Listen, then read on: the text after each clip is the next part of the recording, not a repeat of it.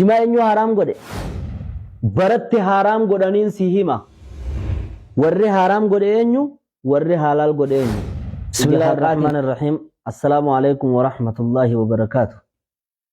Dubbiin wallaaleen na dhiisee malee beekeen na dhiisen jettuu jedhan.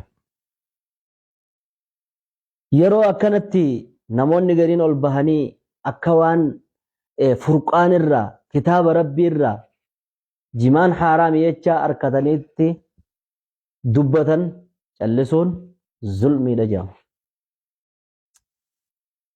Waa'ee jimaa irraa maal beekta? Warri haraam godhe eenyu? Warri halaal godhe eenyu? Ija haqaatiin halaallu. Eenyuun naageessan?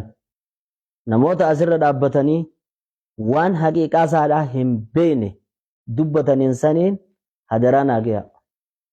Isaan biraan naage'a. Isaan yeroo gahee immoo wanni hin jedhuun deebisaa quubsaadhaan naa kotta. Jimaa eenyu haraam godhe? Quba qabna ni beekna. Baratti haraam godhaniin si hima. Akka lakkoofsa Awurooppaatti bara 1982 achi firma idduun waggaa 40 takka. Madiinaa keessatti dawlaa 17 irraa walitti qabanii mu'tamarul islaamii alcaalamiin limukaafaxatil mukhadiraati wal muskiraatiin haraami jedhee dubbate.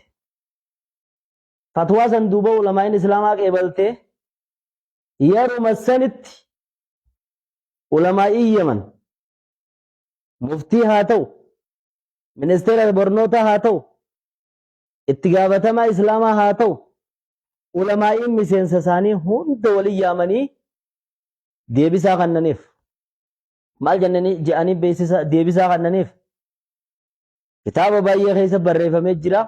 Facebooka kiyya irratti arabiidhaan sii maxxanseetiin jira yookaan agartu taate.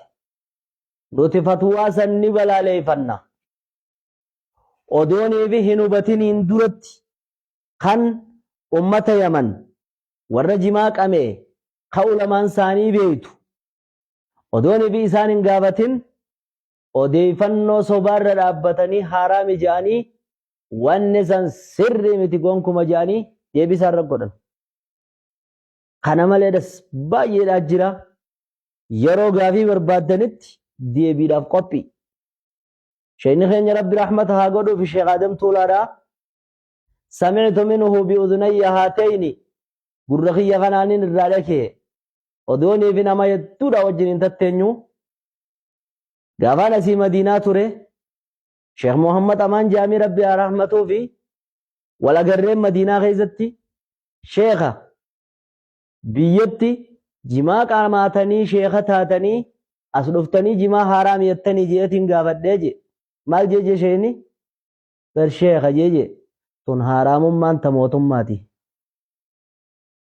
Yamaniitu asii jimaa qabaa nuti baanziila qabnaa yoo neefi jimaan madaba makkaarra gurgurame Madiina gurgurame Riyaadi gurgurame mallayni naaftaa keenyaa yookiin baanziila keenyaa Yaman dhaqeeti fooqii ijaaraa akka qabeenya keenya karaa Yaman iyyaane hadaraa murtoo jala murtiidhaa dabarsaanuun jedhaniituma nu barbaadan malee haraamummaa jimaan agarree berii jechuudha.